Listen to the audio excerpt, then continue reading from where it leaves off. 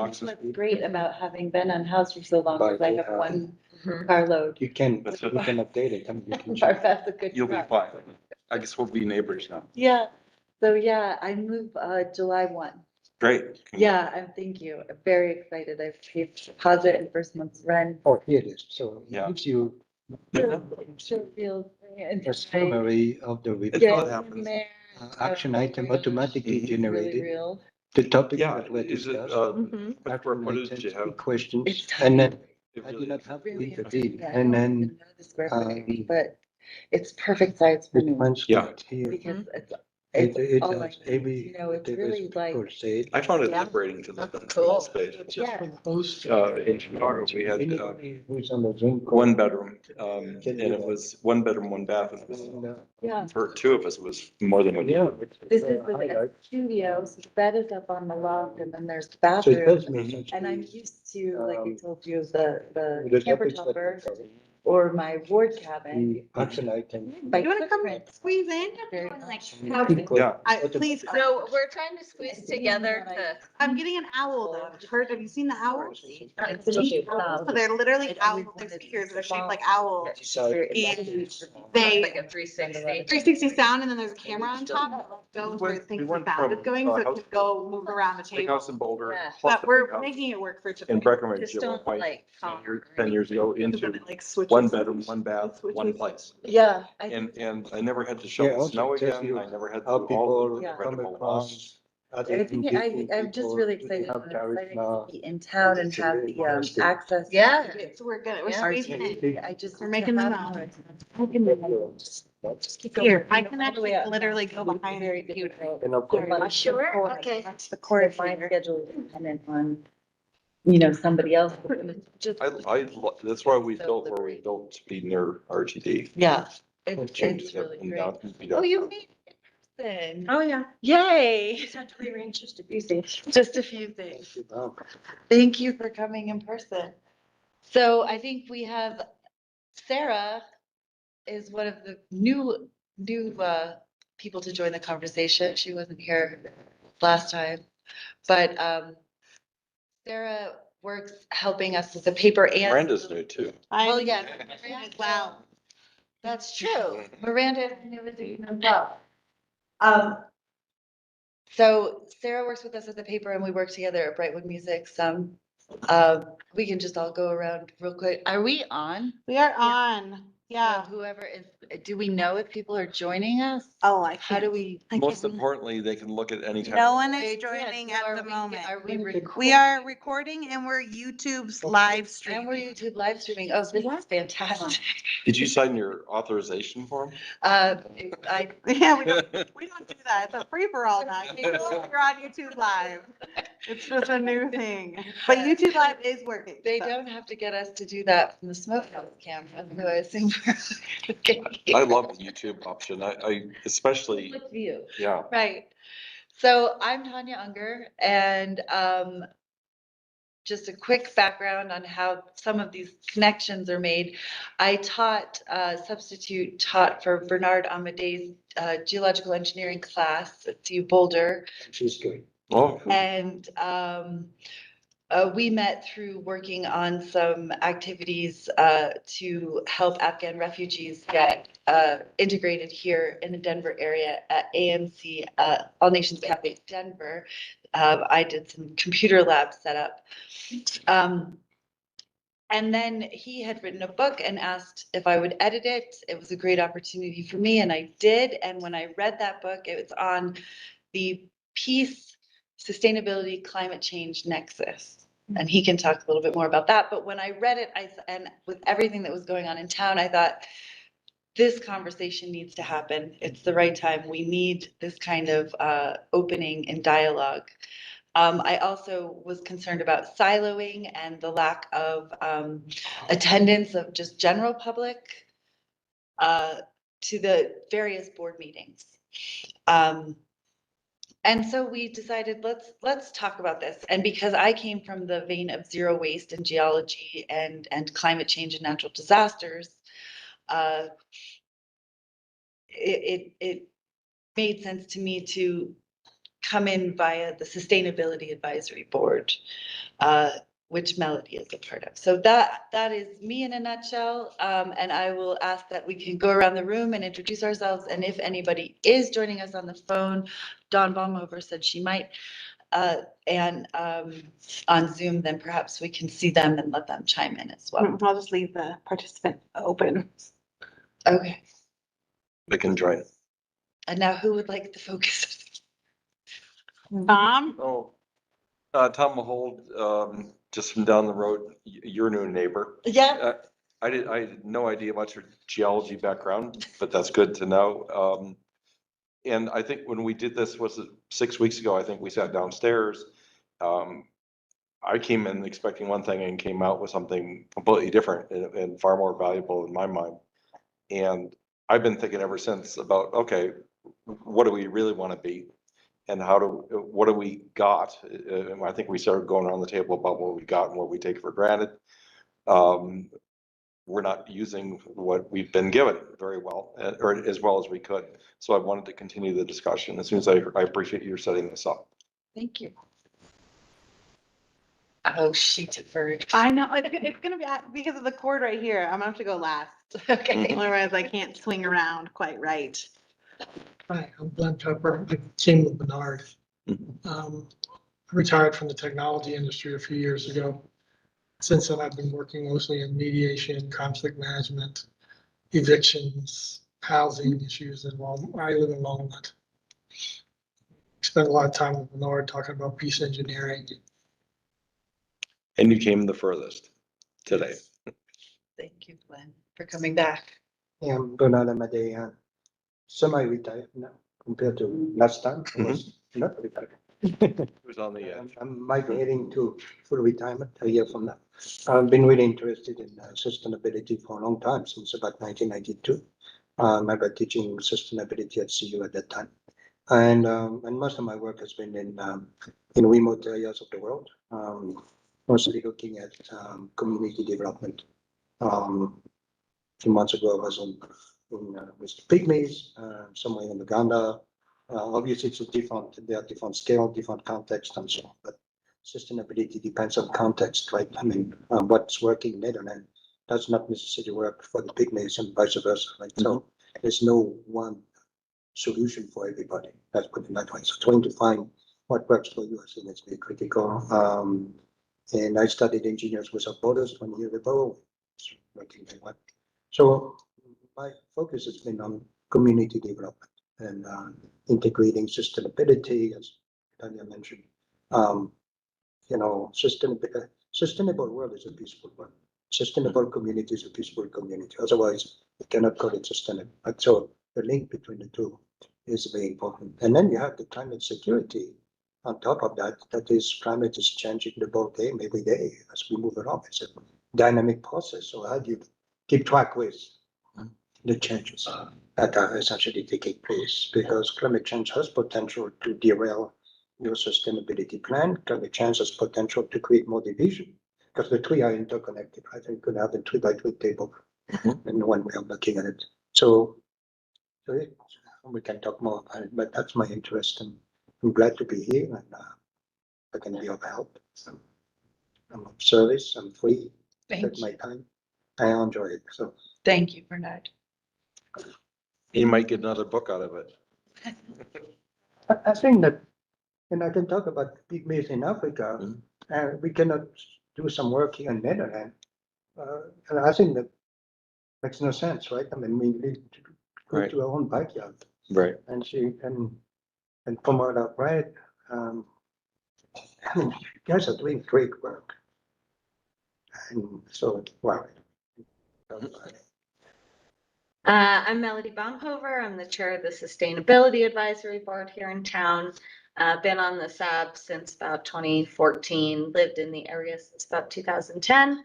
And just really passionate about making sure our community is both thriving and also environmentally sound. So.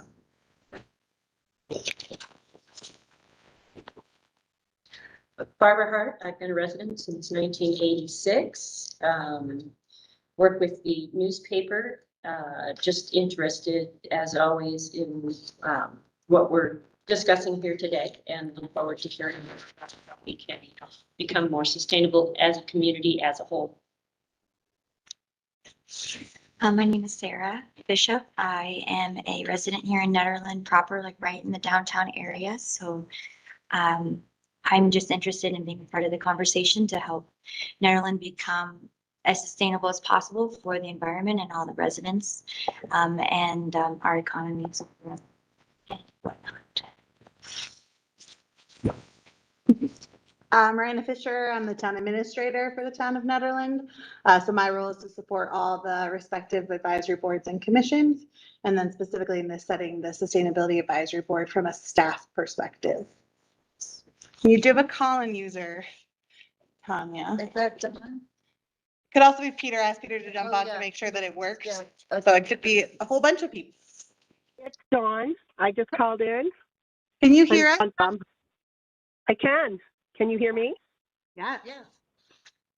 I'm Dawn Baumhover. I'm the community center manager, town staff, also a 29-year resident of Nederland, and have recently had some serious housing challenges here in the area. So I am here to learn and listen and hear what you have to say. And I'm sorry I can't be there in person. I've got whatever crud is going around. And so thank you for having me. Thanks for joining us, Dawn. We really appreciate you. Miranda, is this recording? Yep. Was that your question? Yes, thank you. Oh, Good. yes. Sorry about it. Thank you. We're recording, we're live streaming, we're the whole thing. We're doing it On all. my phone, but I don't really Oh. want to if it's recording. Nope, I'm recording. Yay. Yeah. YouTube is pretty slick, Barb. And YouTube is, yeah, it's fancy. So I'll just say this is Tanya Unger, and I know, thank you for not having me on the screen right now. I wasn't gonna like keep I moving it appreciate around. that. It's- Good. We don't have to Agreed. get people dizzy. But last time we discussed visions and had a very organic conversation. Then we ended up, as we do in Nederland, kind of getting hard on ourselves. And Bernard took a step back with us and asked us to think about our strengths and what resources we really do have. And so those were part of the questions, right? To come with some idea of what we think our strengths are, what resources we have, and the larger question of that I liked mulling over was, where do we really want to be in 2030? And I know that we are 20 years from now, and I know that we have the vision, right? But that's collaborative. But like mine was a simple, I would like to be able to sit on the front porch in a rocking chair, you know, as I'm approaching retirement, hopefully one day that may come, and be able to see kids in the neighborhood riding bikes around and be able to wave, you know, and have just that safe community that I remember from my childhood where we were just all out. And that's something that we did not have when I was living down in Lafayette 12 to 15 years ago. Kids were not out. We didn't have a neighborhood feel, but that's what I found was the most healing component for me coming up to Nederland during my divorce, was that kids were out and you could wave and neighbors would wave and you'd see people in the community at the grocery store, have a chat. So that my oh God. Now That was me. Gonna double up on us here. myself. Sound is off now. I just want to make sure it's working. I'm kidding. Thanks. Thank you. So anyway, that was what I had as a personal vision. Now, how that comes to play, well, that's something else and we'll get to it. But I just love the community feel. I love it when we can collaborate instead of draw back into the, oh, well, they were in that camp and I don't get along well with him, or he said something and she said, you know, just kind of be able to wake up fresh as a community and go, what if we give each other the right to have opinions, but also the right to change our opinions and have different possibilities on the table rather than getting stuck in. I hear this a lot at the BOT. I hear the one side of the story and there's the other side, as if a story has only two sides. Well, it has 5 or 6. It has so many, as many as there are people at the table and then more. So I'd like to see that kind of dialogue fall out of these discussions. Now, when you retire, it's likely they won't be bicycles anymore. They will be kind of overboard, like kids. I mean, Hoverboards. I'd like to see that the bike shop or the mountain man has some kind of helmet so that I don't get hit in the head by a stray hoverboard from a pump track. You will. The resources to stay safe and still be a welcoming and happy community. Mhm. And have local jobs. Yeah, so. and it's interesting, I was looking at Agenda 2030 there, and the last time we talked about, the 5 Ps of sustainability. How do you define sustainability? People talk about people, planet, profit, but there's a new trend. It's not, is it good for the people? And we may want to think about what does it mean? Good for the people of Netherlands. What does it mean in terms of job, equity, justice? Is it good for the planet, the environment? In other words, what does it mean that, whatever decisions you make at the city level or community level is good for the environment? What are the indicators, right? I mean, is it cutting less trees? Is it, I don't know, recycling? And is it good for prosperity, but not necessarily profit? A prosperous community. How does it look like? If you say Netherlands is a prosperous community, what are the indicators, right? Partnership, business aspect. What's good partnership? What does partnership look like in the context of Netherlands? And I think the peace conflict, how do you manage conflict? Just had a cup of coffee and that's why Glenn is here. You're going to have conflict, right? And very few people know how to deal with conflict. I think like in high school or universities, we are not trained to deal with conflict. And conflict doesn't need bad. When it's violent, it's bad. Mm-hmm. But you have peaceful demonstration can be a form of conflict, all the way to disagreeing, and conflict can be actually an engine of change, right? So how does it look like? How does a sustainable Netherlands deal with conflict? Mm-hmm. What are the indicators? Just throwing some ideas on the table to go deeper than where we were last time, based on the success stories that, how do you deal with conflict already right now? I mean, do people yell at each other, throw tomatoes at each other, punch each other, or do they say, okay, we may have different opinions, but at least let's find a common ground. That's the mediation aspect. Mm-hmm. Yeah, I was thinking of saying, conflict's the only thing I can really talk about. But you came to the right place. Conflict, is just part of the human method. That's how we communicate. And I take court for example. The judges I've heard many times tell people, "Look, I'm sending you to mediation, and the reason I am is not because you're going to be necessarily get everything you want." But if you come in front of me as a judge, all I can do is make a decision, and I can guarantee you nobody's going to be happy when you walk out of the door. With some kind of mediation, they call it mediation, but in terms of this conversation, some method and process of buy-in of conflict management in the community, you can maintain a sense of where I may not get everything I want, but I got something, and Tanya may not get any, most of what she wants. But she gets something, out of that process. And if nothing else, people feel like they've had a chance to be heard and understood. And even if they don't get what they want, 90% of the time, if they feel like they've been heard and been part of the process, then things go a lot smoother. And I'm just curious, one thing the Board of Trustees has been talking a lot about, and Tom has been spearheading this, is kind of a mediation program within, a government structure, and we haven't really seen that. And often it's like rooted in code enforcement or some sort of like heavy hitting. Like, do you have any thoughts about how Netherlands could be more transformative and not always kind of rely on that legal code enforcement side of things? The first thing, the easiest thing I would say is you probably talked with Harold, right? The city manager, Longmont. Mm-hmm. Longmont has an expansive government mediation program. Wow. Boulder does also. Centennial, I'm going down to, I talked with Longmont, I'm going to Centennial on Tuesday. I'm seeing how everybody's doing it. Mediation has become a major thing in Colorado. Mhm. Polis just signed a law in one of the housing laws. Mhm. And it says that if you're going to evict someone who is on like supplemental income, Social Security, disability income, Tanner, that kind of thing, you have to go to mediation first. There's some issues with the way the law is written, for me, but the basic premise is right. Get people, landlords, to talk to their tenants and their tenants to talk to their landlords before people spend money to go through an eviction process and all the ins and outs and things that are part of that.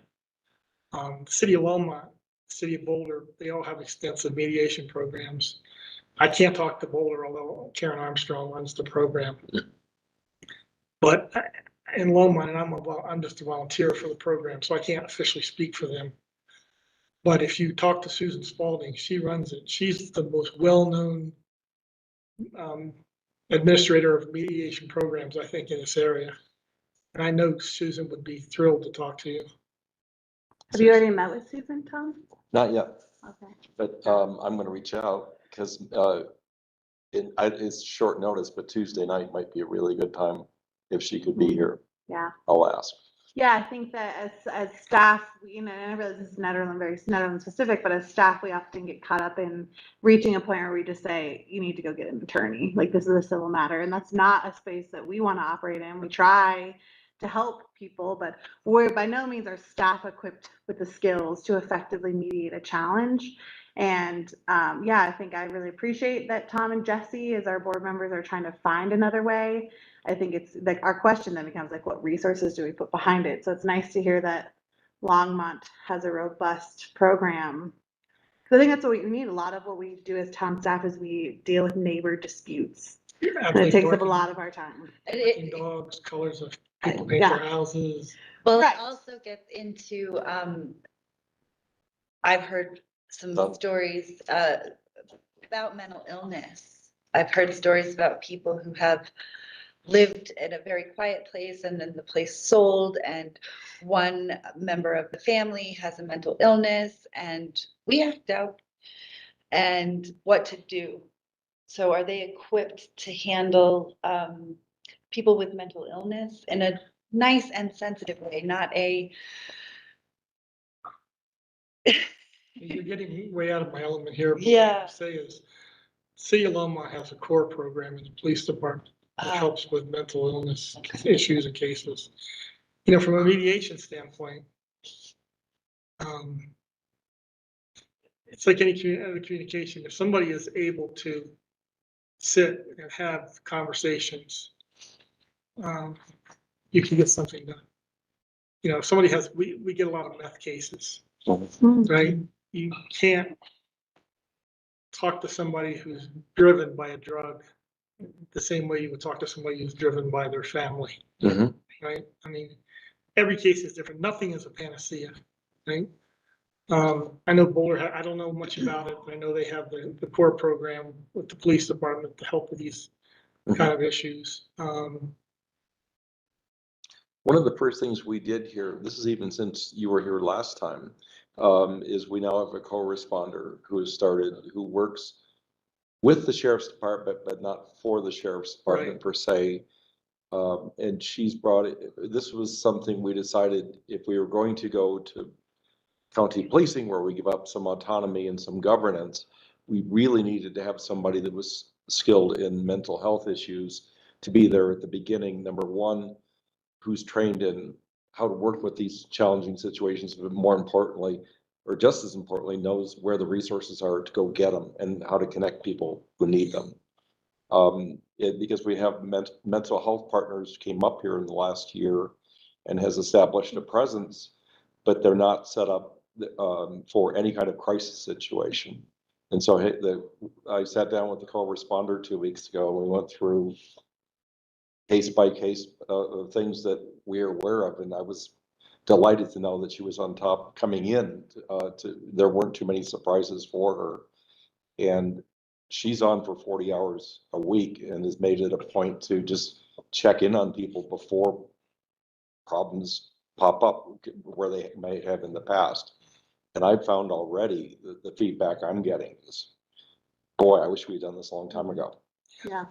You know, Boulder County courts mandate mediation for civil cases. Oh, really? I do mediations in small claims court. If you file a small claims action, the first thing they do is they order you to mediation, which they supply, which is not always true. Sometimes, of course, they go mediate and you're kind of on your own to go find somebody. But the Boulder County courts actually have a mediation program for small claims. And it's all done remotely right now. We don't do it in person anymore since the pandemic, and they haven't gone back to in person. How is it working out when it's not, so far, what's the verdict? It works pretty well. You only have an hour. You know, there's pluses and minuses, right? You only have an hour and you're not face to face, right? It's easy for me to look at you face to face and say some things that help you understand better than if you're on the phone with me, right? But in general, we solve, I don't know, 70% of the cases in mediation before they go in front of the judge. I don't have the numbers myself, but I think it's somewhere around 60-70%. How important is speed? I mean, when will the sit down with a mediator come versus when the conflict is first registered? Is it within a week? No, it usually takes a little longer, but I don't know exactly. You'd have to ask the court administrator. I would say a couple weeks at least. Okay. But like I just had a mediation this week, and the trial date is August 8th. So it doesn't take as long to get mediation as it does if you end up going to court. Oh, yeah. It's true. And in this case, you know, we did the mediation. It wasn't successful. They're going to go to court, but they had a court date already. But if we had reached agreement, it would have been 2 days later, it would have been over with and done. Well, at least there's no homicide in the meantime. Yeah. One thing, do you mind, and I don't want to dominate, just have kind of a quick follow-up. If Oh, that's okay, you're not Tanya. gonna dominate. One thing I've noticed, So or scary. at least my opinion, has been there's a little bit of this old versus new currently that Nederland is struggling with. And I grew up here and am very familiar with the olders, and then came back to work here. And there is just a very differing in opinions of Nederland's future. You ask like, what's good for the town of Nederland? The newer group coming in many ways, I think, has a very different view than the people who have been here 20, 30, 50 years. And that's what I think is hard. And I don't want to speak for the board, but I do feel like the board of trustees wrestles with that constantly of this old and new and just not really figuring out like where's the space in which we can bring everyone together. I don't know if you feel that way, but. Yeah, and I'm an old and a new because I was here in 1973 the first time and then just came back 4 years ago. But So, I mean, things like economic development or the future or the growth or the not growth. I mean, there's a lot of really heavy topics before this community and really the strong opinions on both sides. And this board and some of the decision makers are stuck in the middle where it's like, you know, damned if you do, damned if you don't type of space. And I don't think anyone wants to lead in that type of, I think it's a hard environment to lead Yeah, in. it is. But I'm sorry, and one question. When you say old and new, can you put approximate timeframes on it? Because it's oftentimes what I find is that I go somewhere and people think I'm new here. Yeah. And I have opinions that I have, and they put me in the new camp. And I go, no, I've feel been like- here for a while. I've just been up and down the corridor. Someone You know what joked I that mean? it's like you have to be here 10 years before they're like, okay, finally, you're a community member. I Yeah. think that I've worked for town for 4 years and I've seen a huge flip in properties being sold and new people coming in and who we're interacting with from a planning and zoning standpoint. So I would say the last 5 years, I don't know, Melody or Barb, I feel like last 5 years, there's been a huge rush of kind of a whole new group of people, kind of post-COVID, who could work remotely.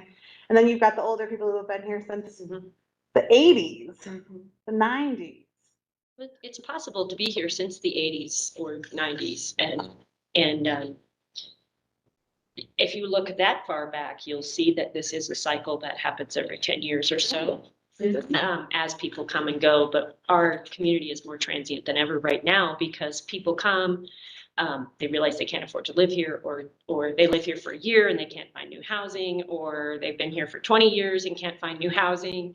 And I think there has to be a happy medium somewhere in there. And I almost wonder if it would be beneficial to have a mediator to come sit and have a community-wide work session that asks 5 good questions. Not only what is the housing crisis and how are we going to deal with it? What is the housing crisis? How are we going to deal with it? And how are you going to be part of that solution as a person that needs housing? Or like, I think that next step would be important, but I think it would be amazing to have a mediation/work group where there would be people there to calm the situation as the angry come together with the hopeful and not make anybody feel less important at the table. Yeah. And not have a town person, because town has, the interests as well, but have somebody from outside come in and say, maybe it's a mediation group that trains people to do mediation and brings 5 people up here to have these conversations. We actually did talk about that with Trustee Severs about having a community-wide, just the timing didn't work out, but the hope was to have like a trainer, and it was 40 hours and we're trying to sort that out. So that definitely is on. I mean, again, I think Tom and Jesse are really leading this charge of like, how do we think differently? We've had 3 lunches in 2 weeks to talk about it. Yeah. But one of the things, we're at a really interesting flux point right now. We got a comprehensive plan that's 10 years old, and we're embarking on doing a brand new comp plan. So that's who do you want to be, where you want to go, and not just you, but 3 miles around you.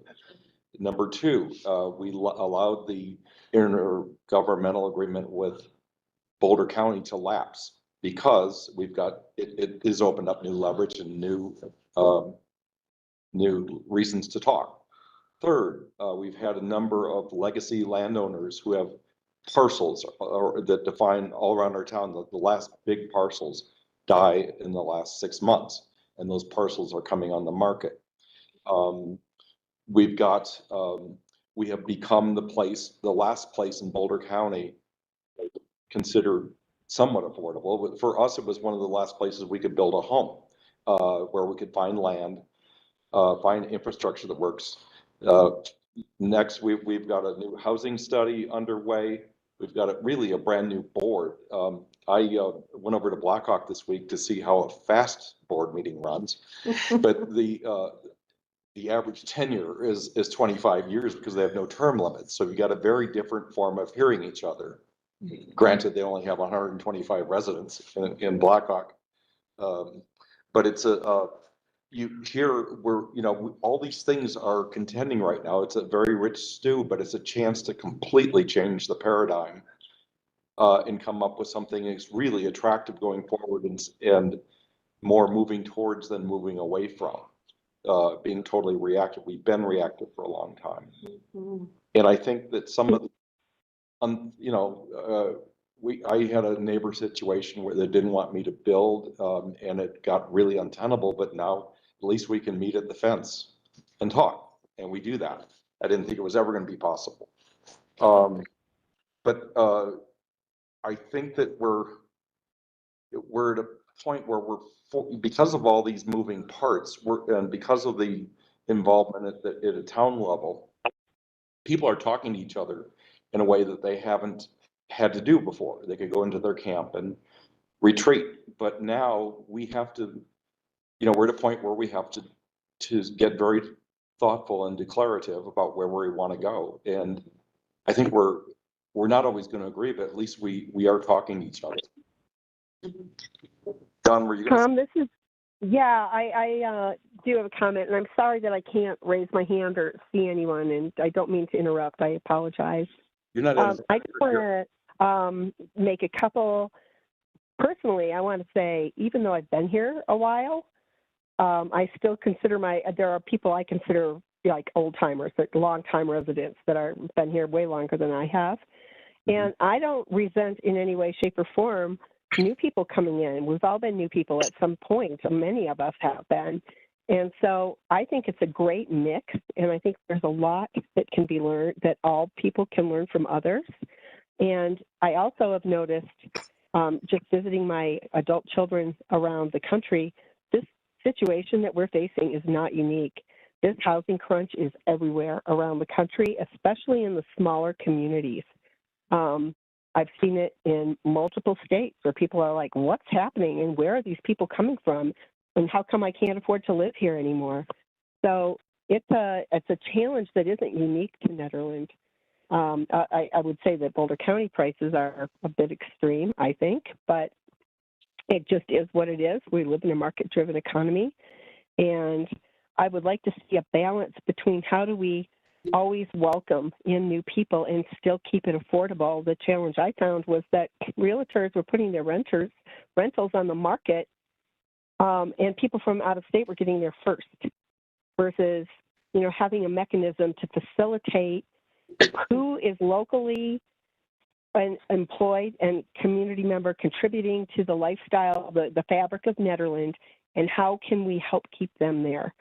So the answer is word of mouth, but it's just, if there was some sort of more formal mechanism that realtors, we could get cooperation from property owners to check in on that first. Hey, is there a way to check in on how locals can stay, whether they've been here 2 years or 10 years or whatever?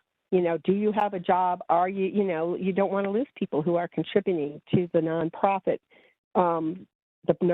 in towns and on the town boards and to, you know, to employment in our local economy. So that's just my observation and my experience, and thank you for letting me share. Yeah, I think, go ahead. I think you have to be careful of is fair housing laws. You can get wrapped around the actual road easily on things that you think could.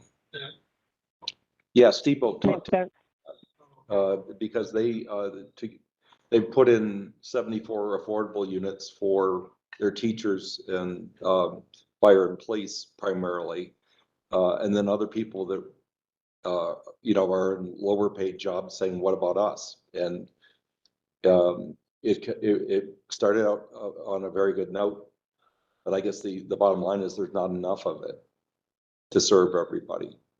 But and it can, under what just happened in the legislature this year, become legal pretty quickly. I spent 7 days down in the legislature looking at this year, especially the housing stuff and the mediation stuff, and it's complicated. You're right. Housing law is way more complicated, I think, than most people think. Yeah, when you're down there seeing the law being made, you realize, especially as you get down to the last hours, there's not a lot of care going into it. There's going to have to be a lot of rewrites. Well, if you notice too, that when Polis signed the bill for mediation that I was just talking about, he also said, I don't want to sign any more of these piecemeal bills like this. I want the legislators to start taking a comprehensive view of housing. Yeah. Housing issues and laws. Yeah, we were down at a Dr. Cog meeting the same week. The legislature stopped, and they're already starting to work on the next agenda for next year, because I think people heard that loud and clear. The piecemeal stuff the last hours was ridiculous and bound to blow up. And I'm glad you're aware of, we've been talking a lot about peace and conflict here. Right? And I think that's interesting was looking at weekly the agenda 2030. There's nothing that talks about peace and conflict in it. And I think that should be, suddenly it's an underlying river of that. You know, whether you talk about housing, you talk about infrastructure, you're going to create divisions, right? So there's the question is okay, we are aware there are going to be divisions. People don't have to fight and kill each other and punch each other. How do you deal with conflict across essentially the problems that you are facing here in Nederland? I mean, infrastructure, it's going, you know, I don't know, someone's going to put a new sewer line, right? I mean, not in my backyard. Now you're going to talk about a business, okay? I'm going through the 5 Ps there. You're going to have conflict too. Your business might, you know, be competitive with my business, only compatible. But it sounds like there's a movement, based on what I hear, of building community. And the term community in Latin means the gift of being together. Mhm. So you can put a bunch of people together. It's not a gift. It's not a community. So I think that when you mention that now you're talking to your neighbor, I mean, maybe it's not friendship, but at least you're talking. There's trying to find a common ground. This idea of finding a common ground between the new people and the old people. The old way of the economy of Netherlands, which was mostly mining and tourism right now. Well, mining is gone. Okay, so, but you have other assets that you may want to identify. So the idea of sustainability is like mathematics, a function of time. Mhm. Whatever works this year may not work next year. And then COVID, the 3 years, say 2021, 22, change maker, right? The ball game before is no longer the new normal. I don't like the term new normal because it's never a normal. There's no such thing as a normal. Right. Normal changes all the time. But the normal before COVID is different from the normal today, or vice versa. Yeah. Right. So it gives you a chance, the conflict, to do something great. Mhm. That's what I'm hearing. Yeah, I'm interviewing bankers too, obviously, because we're currently without a bank. And they all, every one of them says, you have no idea what you've got. People that ski here, that come up with their kids to hike, they said, you really don't understand. Usually I have to go to Wyoming to find something like this because it doesn't exist along the Front Range anymore, this close. And I think, I think that we're looking, I think we're pushing, because we have all these things coming together at the same time, the land opening up, the relationship with the county being open for definition, the relationship was with ourselves and where we want to go, all opening at the same time. It's forcing people to start to think a little bit, well, what if we, and I think the last time we had something like this was around the early 80s when one mayor in one term, one 2-year term, built our fire department where it is, built our brand, moved the post office to where that is, brought RTD to town, opened Mud Lake recreation area, did some transformational things that are still with us today. And I think that was at this point, 80, 90, that was 30 years ago. It's time, we're right on the edge of having to do it again. Something like this. I think that was in the 90s. 90s. Okay. So, but essentially what when I asked him, because he's still alive, what did you do? And he said, we had a Saturday. It was one Saturday where they put everybody in this room, and the federal government, the county government, the city government, and got good participation locally. And they came to alignment in principle in a day. And I think we're approaching that type of thing right now. It's feeling like that. It's good that you have that history, of success. Correct. It's not like you're starting from scratch, right? There's no need to reinvent the wheel. Right. But like in mediation, no need to, okay, I'm going to start a new program of mediation in Netherlands. You can borrow from what's working in other communities. Oh, yeah. And bring it over. That saves you tons of time because conflict happens every day in Netherlands. There's somewhere it happens every day in Paris or every day in New York or whatever there, at different scales, of course, right? I found 2,700 books at Amazon on conflict resolution. So I'd rather go down to Longmont and see how it's done there, and Centennial. I guess I do just wonder though, I like that term, the gift of being together. I think that, public engagement has been really hard, and if I walk away with what is the toughest thing that I have never figured out here, it's public engagement. Like just not sure how to build that bridge, and many people say they choose not to show up because there are really loud and vibrant opinions and they're wonderful, but they are at times can be aggressive in nature that people are like, I don't want to deal with it. I don't want to get involved. And so like, that's something I've struggled with, is not the same people over and over and over again. Like, how do we get away from that where people feel comfortable coming to share that gift and share their feedback? I'm going to ask you a stupid question. I apologize in advance, but I cannot help being an engineer. On a scale of 0 to 100, how do you think conflict is being handled in Netherlands? Low, medium, high. For effectiveness. I don't, it's a stupid question because But I'm sure you're that, talking about effectiveness of resolution? yeah. In Okay. terms of, okay, there's conflict in Netherlands. How do you think as a package, no indicators, low, medium, high, And whatever that means, right? I know, I thought it was stupid. Very, very tough. It's a stupid question. I would say the same thing. A How hard is question. justice, It's a very difficult how question. how do you because find all of justice in the- Netherlands? I would say people want to Different have it happen, but levels. does it really happen? Are we actually approaching any situation to truly try and mediate it, or are we just reacting? I really feel like there's, for me, my perception, there is a sort of I'll just be I statements, right? I was ready to dive in and volunteer and do this and do that, and very quickly was like, oh God, step away. I didn't know. I just toast out. Yep. This is just volunteering. Yep. Yeah. So it was like, That was your internal dialogue? yeah. Okay. And it Yeah. was just the general feeling of like, oh, I can do that. And then it was like, whoa, back up.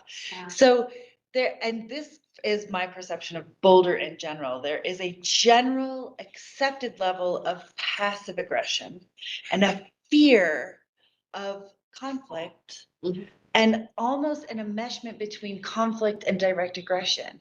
Somebody says Mhm. something very direct, then they'll immediately, that person yelled at me. They didn't raise their voice at all. So very- Maybe they were just a little bit, their volume was up because they were excited. And then all of a sudden it becomes this like playground, like, oh, they that yelled at me.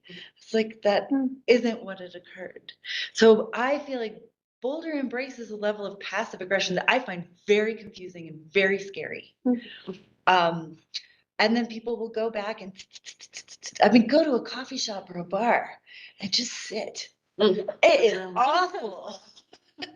It's true. This is why there are no secrets. And a lot of misinformation. Yeah.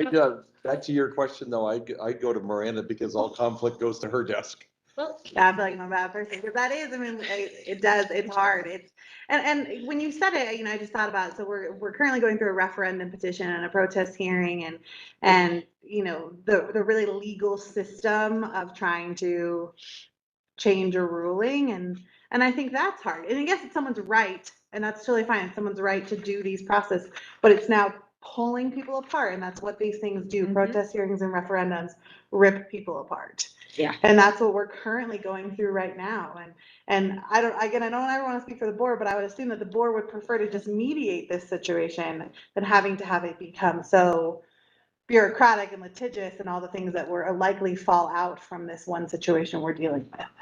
Yes. I think What that, kind of conflict do you have? It's a lot of neighbor disputes. Yeah. A lot of neighbor disputes specific to kind of code enforcement, barking dogs. use of property. Yeah, how people, and I like to call a lot of backyard behavior, like I don't like your backyard behavior, so I'm gonna call staff and they want us to figure out like, where's our code violation? Oh, we do have that too. Yeah, so we have a lot of that, and then just a lot of misperceptions or misunderstandings by really by people in the community. There are some controversial members of the community who, you know, I always say they keep it interesting, but there's a lot of kind of chaos surrounding certain people or certain things. So there's a lot of topic based or personality based. Do you have like community discussion sessions, like coffee with a council type thing? I think Tom's done an incredible job of being out there, but I wouldn't say across the board we have, and Nicole. But I wouldn't say across the board we have that, and recognizing that they are just as much volunteers. They get $150 a month, and these 7 individuals have full-time jobs, and so that's so staff become kind of that conduit to do it, and it's wearing. It's tough on us because we also take the brunt and have to kind of hold it the whole time while trying to help. To that point though, I think in the 13 years I've been here, many people have tried and it's underutilized. And so then it doesn't continue. So I think it's a matter of how do we get people to actually step in and utilize it when they feel like I'm just gonna go talk to Tom and he's not gonna listen. What's the, I don't know what it is. What are you talking? The coffees with police chief. I know Paul Carrill tried to do it and rarely had anybody come. Right. Mayor Gearlock did it. Mhm. Rarely had anybody come except for the few people on the other boards he was friends with.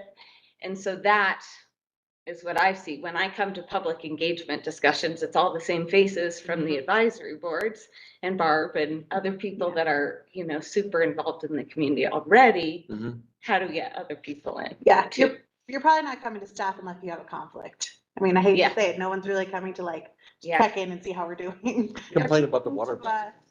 Because they're upset about Yeah. something. Yeah. And then that's what we do spend most of our time. Someone asked me how much time do I spend dealing with conflict or like some sort of neighbor dispute, and our team across the board, and I would say 50% of the time is dealt with just dealing with neighbor disputes. And an example is we had a streets manager leave for vacation and came back to 19 voicemails, all complaints. All, you're not doing your job well, and just really pretty nasty comments like you're inadequate, you're inept, your team isn't good. And so, you know, he's looking at me and he's like, why do I work here? How do I do this? How can I do this? And it's hard, and he's not the only one. There's 30 of us, and everyone's gone through it at one point in time or another. Okay. Where you question, how can we try to best support as staff and get hit probably the hardest by community members who are sharing that conflict, that frustration. And if, again, we're just not trained in it. So it becomes wearing. I think, Miranda, like for me, because in a few recent meetings, I've spoken up because I got frustrated with something. You are the person that reaches out and reached out to me and said, hey, how do we figure this out, kind of thing. And I think that that's important because that communication with the community, like, first calms me down. Second, makes me feel like I'm being heard. I always know I can be heard. I can talk with Tom or talk with Billy or pretty much talk with any of the board members if I have a specific concern. But it is time consuming. But I do think that that makes a big difference in communication with the town and with the people of the town and making everybody feel like they're important. Yeah. And that feedback matters, even though a lot of times we don't feel like as a collective whole, our feedback matters. I think that one-on-one reach out matters a lot. Yeah. Mhm. What would it take to have and that's a crazy question, but what would it take to create a mediation place? I don't know, not to going to volunteer yet.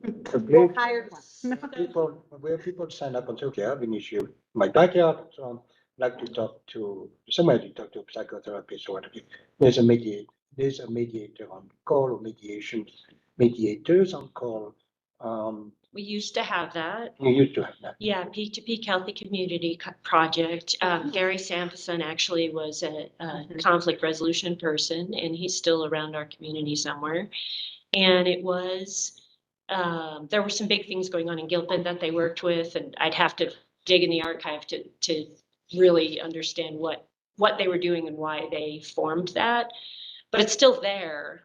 It's just dormant. It's dormant, yeah. Yeah, Because it seems but to me it's still a possibility as Peak to Peak. Yeah, that's a huge leverage point in Mhm. terms of community development. right. You know, I was looking at 2030 here. Mhm. It says global engagement and Netherlands community, therefore open and civil debate and so on. That sounds really good. If you have conflict, it's hard to think of economic development. Now, Right. it's hard to think about infrastructure that is going to be long lasting. So that's why I think that I look at conflict, maybe peace conflict, whatever you want to call it, as a really strong leverage point that you need to address because it's going to solve. Next time you have to decide on infrastructure, you have less conflict. People know how to find a common ground about infrastructure Mhm. in terms of businesses and so on. So it seems to me Mhm. personally that it's your level, one of the many leverage points that you have. Mhm.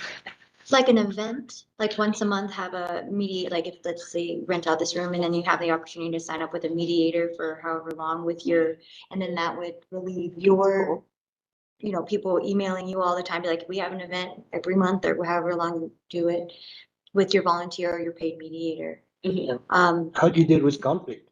The idea of having creating awareness, okay, conflict is part of any city, it's not anything special about Netherlands. How do we deal with conflict? What options do we have? Lawyers, yeah, but there are other options besides lawyers, right? I mean, you know that. Miranda, Longmont uses mostly volunteer mediators, so it's not a cost to the city.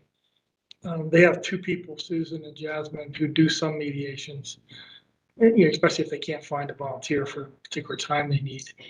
But typically, we're all volunteers, and some people are lawyers, which I'm not, and they do it because it's part of their give back or pro bono. Whatever we call it. Some of us are just like me, you know, need something to keep me out of the house for a few hours. Did Longmont pay for the training? Right in Boulder. Is it, No, not typically. okay, They have done some trainings that they've paid for. But I mean, I paid for my own. And Okay. actually Bernard's wife was my my mentor and trainer. Yeah, she passed away in 2019. Is it through City of Longmont or is Through it? City alone. Okay, so it's not like a private entity offering it. When Peak to Peak was in full business of doing what they were doing with the mediations, it was because there were conflicts between government and citizens. And so it wasn't government organized because it was resolving between the two. So it's interesting that City of Longmont can do that. Do they have to do anything like that with city issues? But there was a center, from what I recall, 10, 15 years ago in Boulder, where they would train you to be a mediator. In return, you had to do so many free mediations. That's interesting. CDC, no, not sure.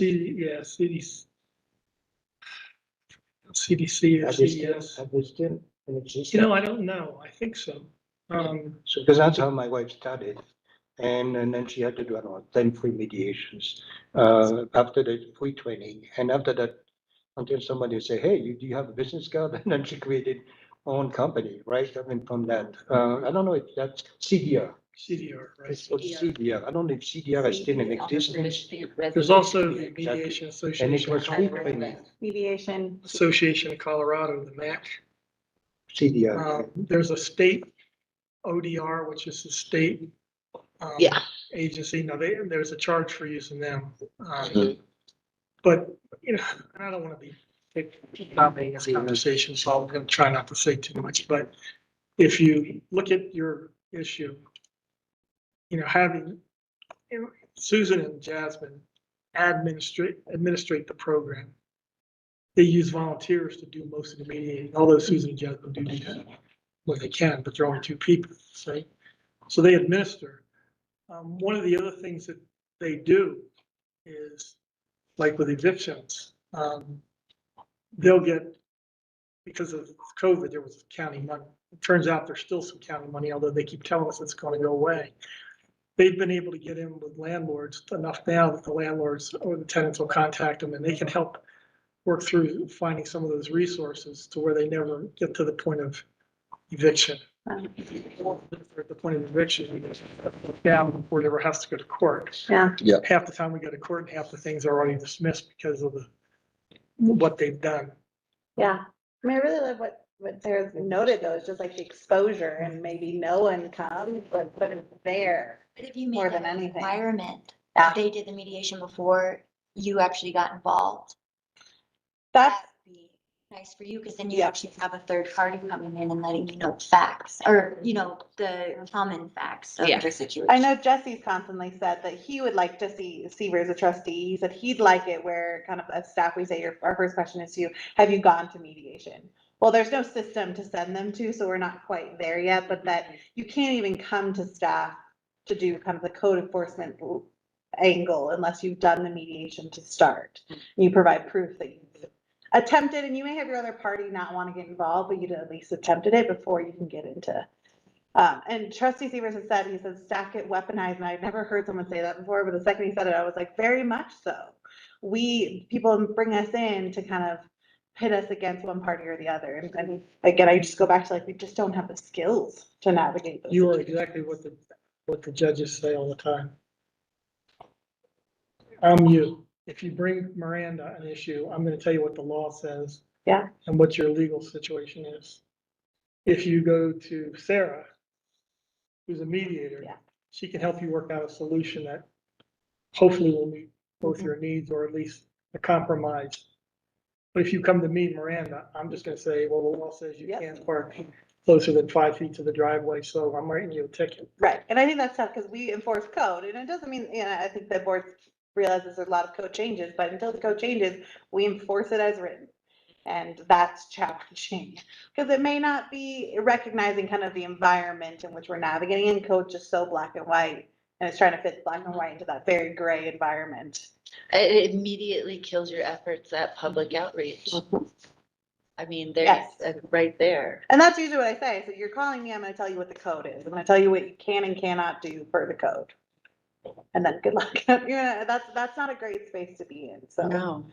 it would be, I think, great. I know last time the board brought it forth was last month, kind of an initial discussion, and maybe after you do your meetings, bringing it back around. I think Sarah's idea is really great. Like a Saturday, Mhm. it's available to you, and whether you have a true code issue or you're just ready to learn and get feedback. I think that's the thing, for like community.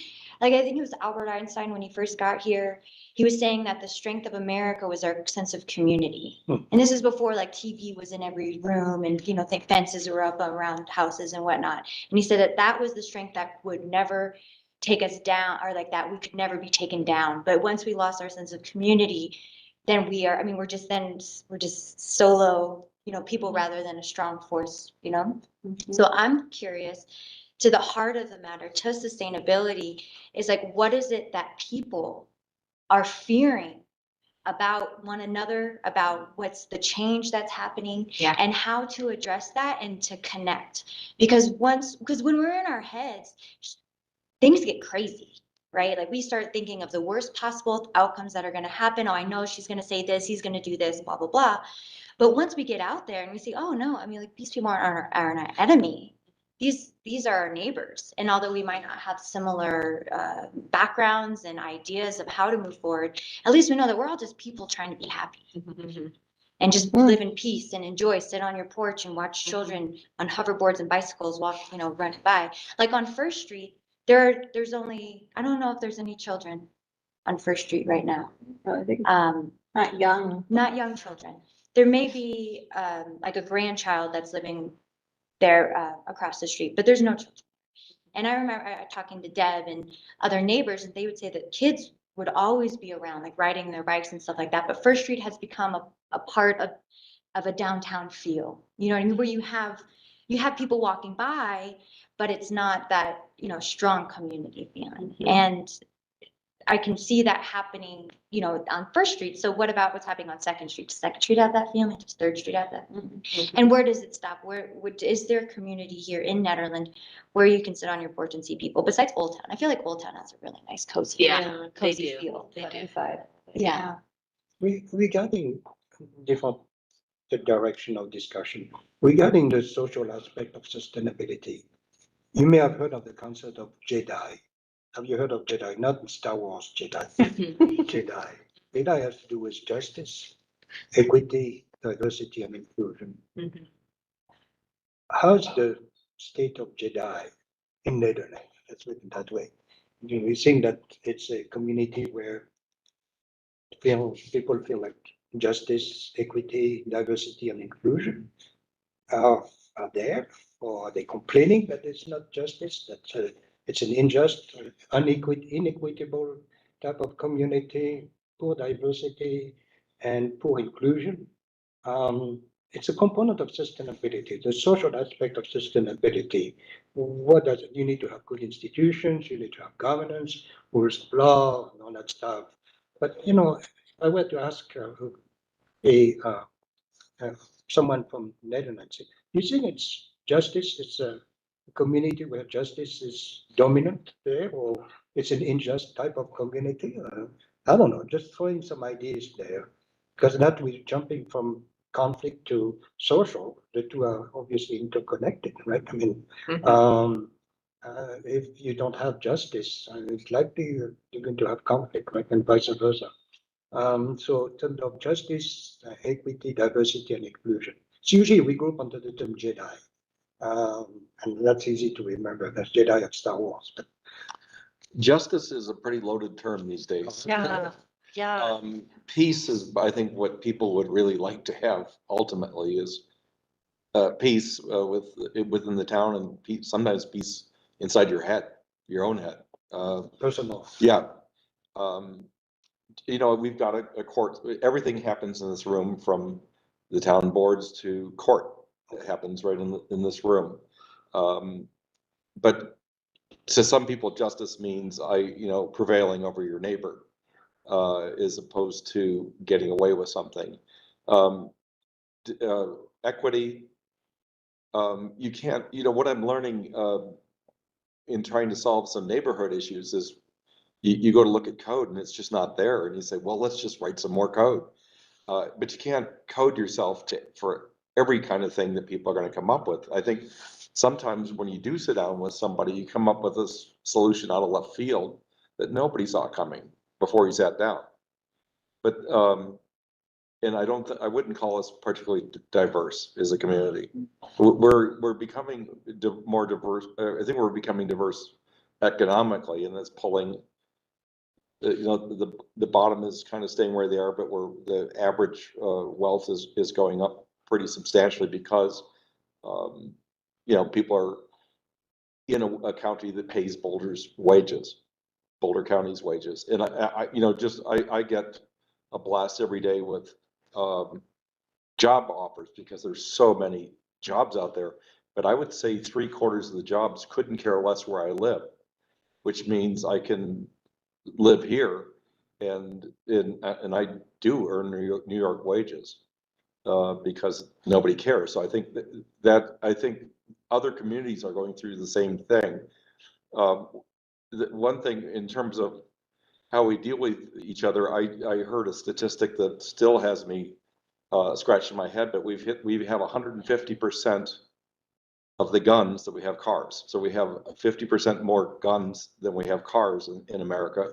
So I conduct myself I assume if I've got a dispute with somebody I don't know, I better be careful, especially if I'm in the places I travel to. But here too, I mean, we've had just crazy stuff happen because with firearms being introduced into disputes. They can get out of, it doesn't happen every day, but we've had some really strange disputes here. So we go back again into conflict, right? I mean, it seems like if we have to talk about the economy, boom, we will go back into conflict. There's some underlying story there that. I think what we were talking about at the very beginning, where all these things, on the opportunity side that are in front of us right now, if we could build more of especially through this community, our 10-year plan that somebody is excited about, you can have your little dispute and say, yeah, but hey, what about the performing arts center we're building? As we say in Chicago, yeah, how about those Cubs? Let's change the subject. And have something that we're moving towards that's cohesive, that really people can get behind. And I think part of that is the discipline of saying, can't do everything, but let's do these two things in the 3 years I've got left in office. Let's focus on what we can really agree on. It's exciting. That's going to make us stretch. And sometimes disputes begin to turn into more productive discussions because it's centered around coming to a solution that people want. If I'm a handicapped person living in Nederland, it's the equity aspect. Do I have the same access as anybody else? Oh, it's terrible. We're so far in violation infrastructure wise. So it's not equitable No, it's definitely from not. that point of view. And I think when you ask that question, where it's a conflict-based form of government, I hate to say that, but, there's not enough staff. And so there's not an opportunity to really be proactive in many ways. We just are reactive constantly, as Melody pointed out. We get deeply involved in some code enforcement issue because someone called and complained and now we're gonna get deeply involved. But, say that's Melody's code enforcement. Barb might have the same code enforcement issue, but no one called about her, so we're not gonna get involved with her. And I think that's an equity issue, is that we kind of almost, I hate to use the word attack, but sometimes I do feel like we're kind of going after these families or these situations really hard and heavy because someone complained. Animals maybe, like someone complained, and so we hit these things really hard. And other people may just also be in violation. They just went under the radar because they might have better neighbor relations. And so that's how they were able to not get swept up in. But, there was an incident where I do feel like a family got hit pretty hard because people just kept calling and kept calling and kept calling. And so it's me and the police and code enforcement and the state and the county and all these people coming after this one home. And that's not a great, it's not I don't love when I reflect on that. It's not a fine moment, I think, in Netherlands history of how we really kind of attacked this situation. If it's the one we're talking about, it's involved now two families deciding to leave town because the conflict became so unpleasant. Yeah, and it's unpleasant. So if we were kind of hitting this family super hard, but then also the other people who were having complaints and having concerns didn't feel like their needs were being met. So it was negative and challenging on every which direction. So it's not a fine moment as staff, because it was like, at the end of the day, we had to throw our hands up and say, like, we can't help you anymore. And that is my example of them. We say, like, take this to court because we cannot help you, both sides. We can't help you anymore. It's ironic that as it's kind of settled down, subpoenas went out a month ago. We have to all go down to court to litigate in Boulder in August. What's happening? It was around a home and they were keeping animals and basically it annoyed a lot of people, but they started using Miranda as the person to settle it. It went legal. The cops didn't handle it real well. It brought in, all sorts of neighbors, and ultimately, it's now a legal issue. It's going down to, I think it's Boulder City Court, and we have to, we all have subpoenas to go down and, and provide information down there. I've got no dog in the hunt. It's county But- court. And maybe, I know Sarah wants, just so you feel, really quick, it's also a code issue now, to Tom's point, we're trying to fix code now. What I was trying to say though is the problem with the way this happens, Mhm. not just Nederland, I mean, everywhere, Yeah. comes back to what the judges said. The only thing you can do is enforce a law or a code. Whatever's there. What you can't enforce is community relations with yourself. Mhm. You have to build programs to make that happen, like mediation or, Mhm. conversation groups. But I think it's the same, your example about guns.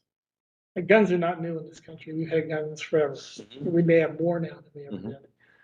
But the problem isn't that we have more guns, because we've always had an overabundance of them. Mhm. It's that we've chosen that method to resolve our conflicts now. Mhm. Right? It's not the law. The law doesn't resolve conflicts. The law just gives you guidelines and structures that you work with. Doesn't resolve conflicts. And maybe with, things that we've discussed today, what do you think could have been done differently? I would have loved to have had the mediator, because what happened in this situation, back to code, we can't enforce code. Our code didn't have any language about these specific types of animals. We default back to state statute. State statute allowed these types of animals, even though it wasn't in code. And so a little chaotic. And that's where, again, we said, yes, you can have these animals because our code's not clear. And the state code says this. And I think that the concern was kind of the health and care and well-being, but we couldn't get the parties in the room, and we offered it many times, but it just never happened. And I hate to say, maybe if it was required before you got to bring in CDPAG and Boulder County Animal Control and our police officers, you had to mediate. But what was challenging is just such hard relationships there that we could never get them all in the same room together. And we wanted to, and we try a lot. And I think even when Tom had navigated his thing, we try, and if the other parties are not willing to come, Can we you, run that. is that a We thing that you can't. can do? We can't right now, The no. judge could, but then you have to have a ticket written, and you gotta have to have a legal, we'd love to avoid it before the law enforcement ever even touches it. Can you create something that says you can require it, or is that just not how the? I think if we were rewinding it now and it was just starting, I think now that we have a co-responder, the co-responder might get involved. But code could potentially be written as a part of code enforcement that maybe does require proof of mediation or proof of attempt of mediation. Well, if the sheriff's department is called, and I'm assuming that we're getting into something with the sheriff's department. The sheriff's department was called on a situation that I was in with another person in the town of Nederland, and the Nederland Police Department at the time provided a mediator. Oh. And county does. in fact, Paul Carrill Yeah. was sat in between us because we had a neighbor dispute with someone who was our direct neighbor in town. And an hour later, I think everybody walked away and decided, okay, we're just not going to talk to each other. We're just going to, if we have a concern, now we know we can go to the mediator or Paul and it will be solved. And we never had to. That's Like, we true. just, we're not going to talk to each other. We understand this isn't going to work. Mhm. We'll leave you alone. You leave us alone. And it was, resolves that way. Yeah. Boulder County Sheriff does have a mediation department. They do, yeah. That's what I'm thinking that they Ooh. would do. Yeah, and so we don't have a sergeant yet, so we're in the process of rebuilding our police department, so once Yeah. the sergeant comes on. But yeah, I mean, I would love to see some sort of like requirement, and I think that that's really what you and Jesse are kind of aiming towards, is that you have to show proof Mhm. that you've attempted all avenues that are not code enforcement and legal and all these different things. Mhm. Yeah, It just, I feel bad for you because it all, everybody says, points towards your office and says, go see Miranda. it's true. And that's where, and whether you've got the tools to deal with it or not. But I especially feel bad for somebody coming back that is certainly not being paid top dollar to be here in the first place and coming back to abuse after being away. I would imagine there's some people that dread Sunday night when they start to think about what's coming up on Monday. Yeah, I think to Tanya's point, there is just this level of, some people say it's entitlement, but just this level of it's okay to treat the staff here poorly. Mhm. And for what, a lot of people are like, I pay your salary. We always say like, oh, you pay a small portion of our salary, but it doesn't mean that you can abuse staff. And I think we had moved away from it for a while, but it's starting to creep back in Mhm. quite a bit, where it's okay to say really nasty things to staff members because they're paid to be there, they're paid to absorb it, and that's really tough. And that's easy, right? I mean, Right. you send an email. Right. Oh, it's always an email. Event, essentially, you have no other way, because you're not aware that they are, I think the awareness comes first. Mhm. That for most people, they probably never heard of mediation. They Mhm. probably heard of win-lose type of situation, right? I mean, so they're going to dump it on you. Yeah, I don't like you, what have you there? That's essentially, that's the caustic Yeah. type of. But I gotta say, I don't agree with that you have to put up with that. That's I was what a I was gonna mediator. I say. tell people real quickly, I don't have to put up with that crap. Yeah, If you wanna be here, you don't want, there's the door. and that's Yeah. what I was You're gonna not gonna say. treat me that way. Mhm. Mhm. And I don't believe as a paid state employee, or city employee, you're required to put up with abuse. Yeah. There's a difference between people being emotional and Uh-huh. abuse. Yeah, Yeah, I think that it's, and not just as town staff, and then this is obviously bigger than town staff. I watch it happen neighbor to neighbor. I watch it happen, and I hate to say it, someone just the other night, and it's been a pretty rough week for me, and someone said the other night, like, oh, Netherlands so wonderful. And the first thought that went in my head is it really? Because we just got hit so hard this week that it was like, Yeah. most of us were feeling pretty done. yeah. And so it's hard to feel that way about your community. And I know I'm not the only one, staff or not staff. I think we've all had moments where it's like, is this So is that an really? issue the city needs to take on? I do think there is an issue of being a role model, because at the board meetings, when there are citizens who have difficult behavior, rude behavior, it's kind of ignored and moved on from. It's not directly addressed. And I'd like to see it directly addressed. Like just, So maybe like they how so, don't like, come back with the exact same Yeah. attitude.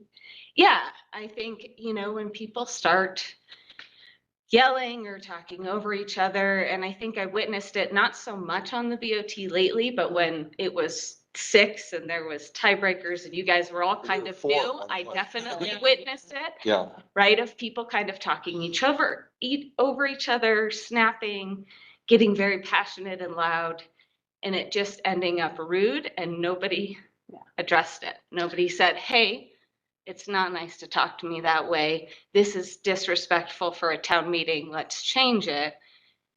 Are you talking about citizens or BOT members? Both. Both. Both. Oh, I'm talking about right. BOT to other BOT, BOT to other BOT as citizens well. towards BOT and staff. I have to say, in the last meeting, I was a little bit taken aback. That ended. Yeah, there was that too. so I wonder if there's a common ground to just, like you said, like being able to call BOT. and not like, put people like shame, like, put the shame on them. Yeah. But to humanize or to bring out the fact that we're all human beings, and we can, and you stand you have a strong boundary. Like, I will not talk to you that way. If you want to get things done, let's work together. Yeah. Like, I wonder if there's a common platform that can be created to where there is a standard of communication. Can I also add that there is an air of this, and I don't pay attention to it anymore because I got banned. Other reasons. But Ned Heads. Okay. Ned Heads, the Facebook, the social media page has some sort of allowance or did in the past for this. Facebook. Bash the Facebook page for. Not Ned Heads, Ned Talk allows. Well, the Ned bashing. Not so much does anymore. too, Not- but people No, would No still. one uses it. I think And I think that social media did create, among other things, the dialogues in the media that went on with the last administration as part of it. Mhm. There was this massive, like, I can no longer contain the boiling over, so vomit on this person.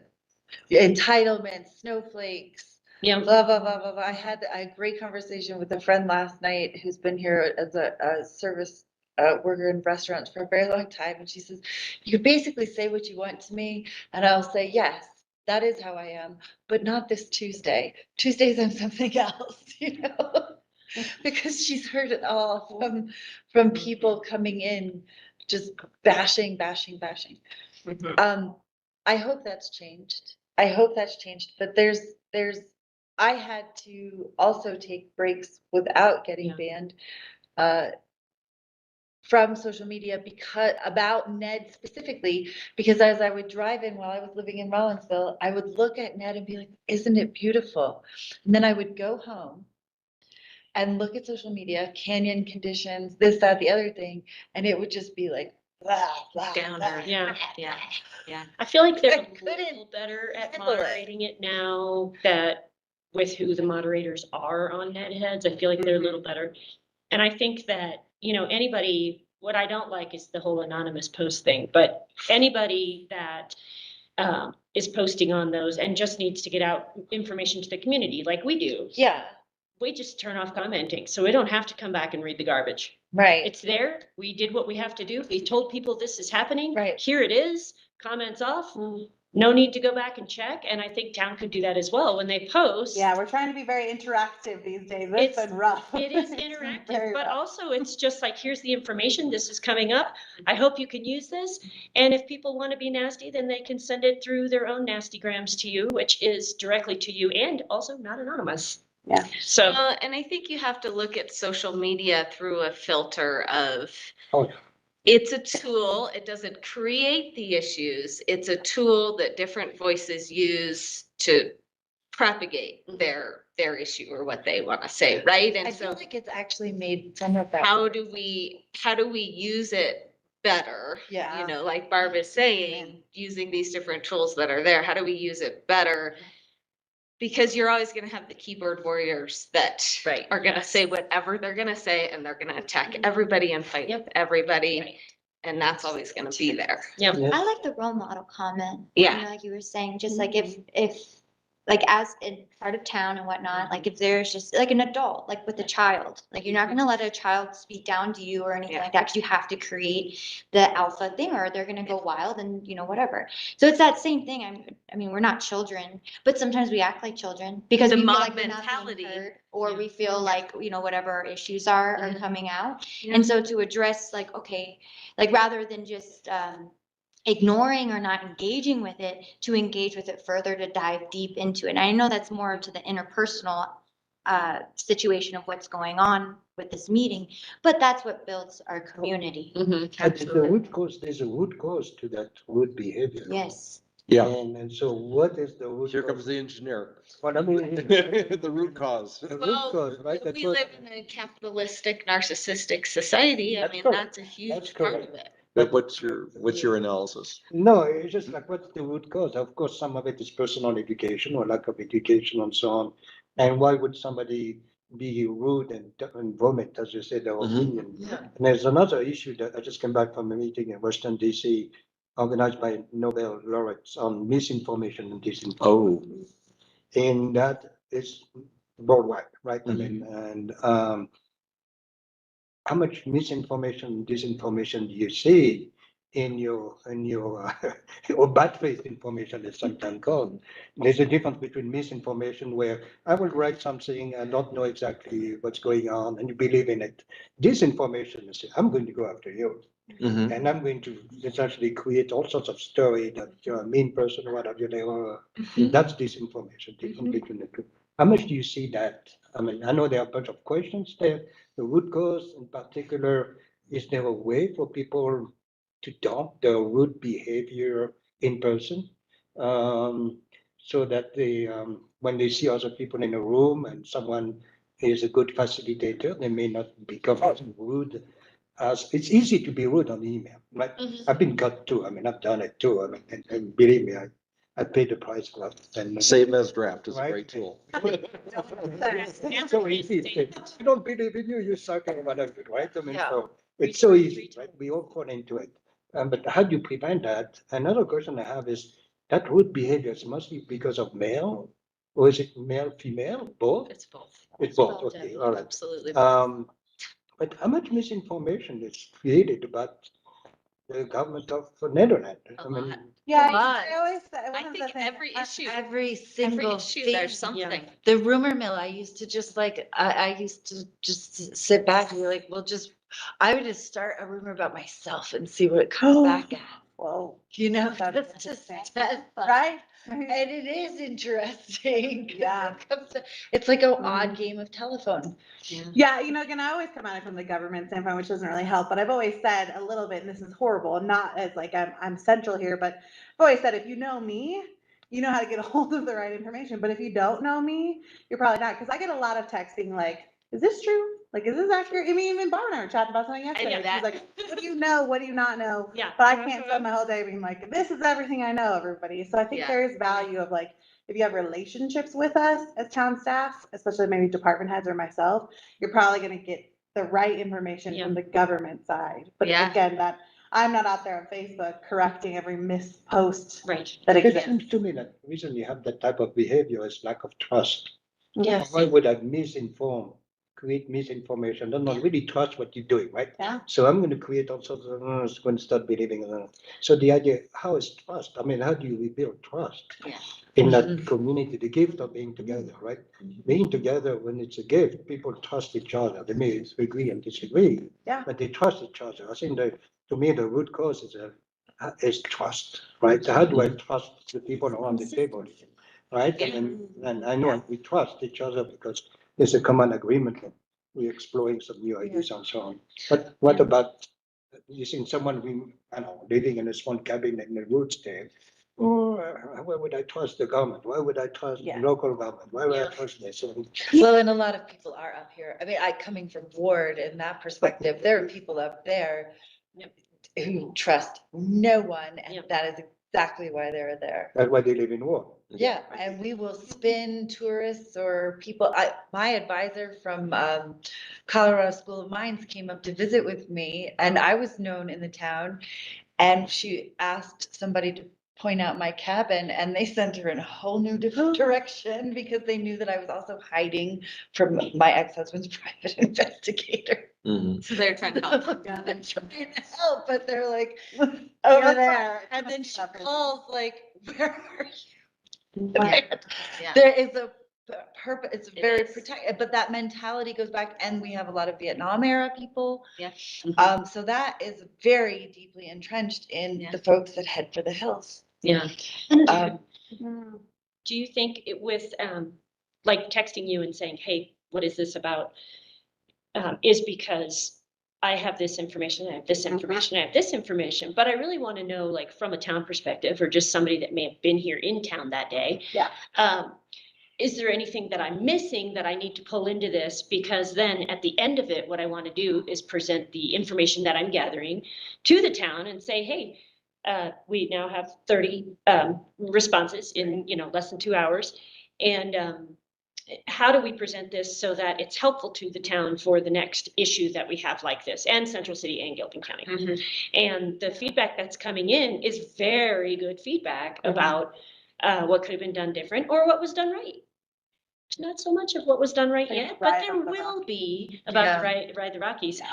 But there are people being very thoughtful and not being rude, Mhm. but sharing their opinions and knowing that this is going to go as one whole thing to the towns or communities that were involved in it. Mhm.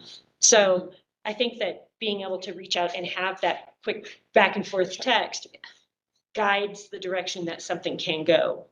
And that's where communication from the town probably can't say much about what the heck happened, but once we're ready to put this together, we'll be able to say, hey, here's all the information that we've gathered, and how do you feel about this? Or what would you do differently, assuming they reached out to you, Yeah. I think we've got, I think on the opportunity side, I think having Peter in Peter's new role is a hell of an opportunity to proactively push out truth. Right. Mhm. Truth is very important, and that's the basis for trust. But he gets abused, and I feel really bad. Before you even got in the role. Yeah, Yeah. I mean, but I think to Barb's point, there are times when people ask me questions and I'm like, oh, maybe I should, because I don't think about it, I just do my job. And then I'm like, Right. oh, maybe we should tell people that. Maybe that Yeah. is helpful information when someone texts and says, hey, what's going on with this? Like, I do agree that Peter, I could then send it to Peter and say, I'm getting questions about this. How about let's push it out? Oh, It'd be a great idea. Peter would push out that survey, say, Yeah, hey, right. this is a private, it's basically Mountaineers doing the survey, because we're gonna do a follow-up story. And it'd be good if it was pushed out in your channels Yeah. as well and say, just, hey, what do you think about this? I will ask Central City to push it out. I've pushed it out on the small business groups Yeah. everywhere, but I will ask Central City to push it out, and I will ask OEM if they'll push it out. Because it did greatly affect the Gilpin County Sheriff. Yes, it did. And the Boulder County Sheriff Boulder not County having didn't even any know about it. information ahead of time. Boulder County Sheriff found out about it on Facebook. Facebook.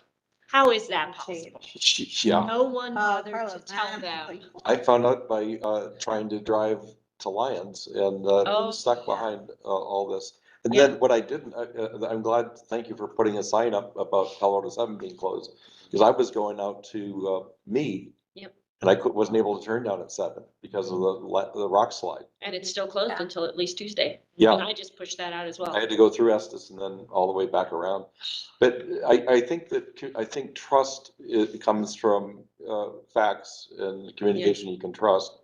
The abuse, I think we're gonna have to resolve, I learned a lot sitting behind the desk with Miranda sometimes, but I learn even more by sitting around the corner in the back signing checks. Just the Overhearing. sheer amount of flack, and before she can even begin to sort out that it's not true at all, they vented their spleen. I started, when I first came into government, answering every letter that came in, no matter how abusive. And what I found is that there's a cycle. First, they're shocked when they get a letter back.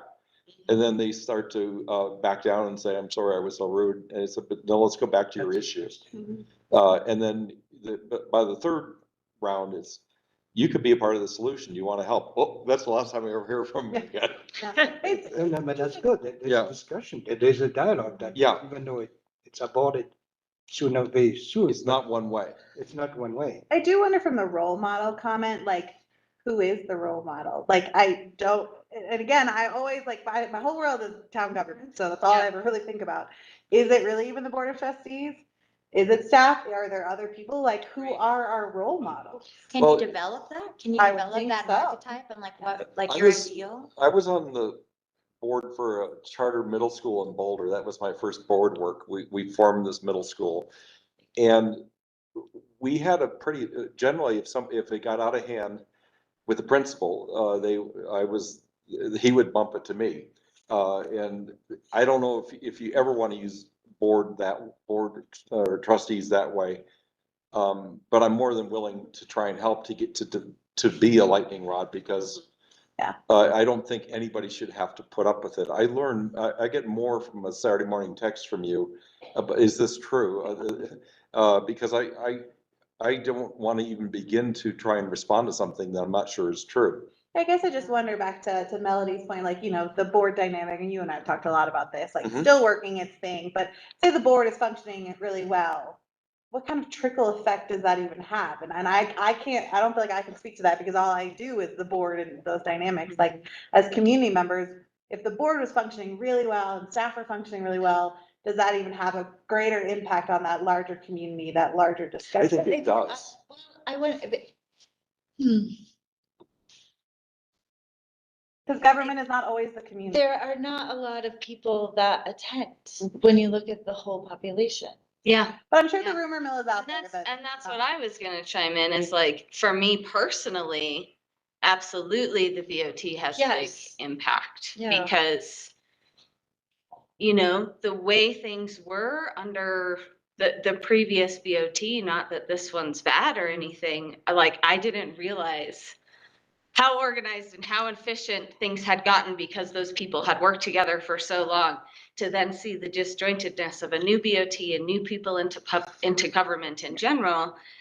And just that difference, I was like, oh, wow, I really did appreciate the experience that those people had. And it really did make for an easier dialogue, for an easier ability as a town volunteer to say, okay, shove aside the negativity.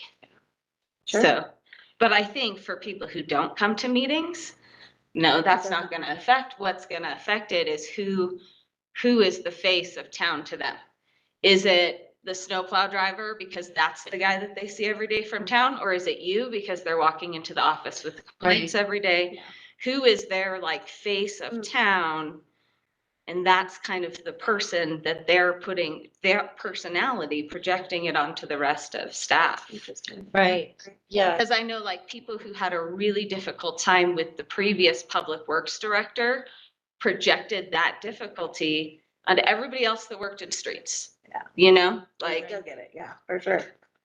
and, Yeah. but not everybody in streets is like that. Right. So, They no, and it's all a new group, for better or for worse. A whole new group has come through yeah. who are feeling the after effects. But the hope is that this new group is creating a new culture.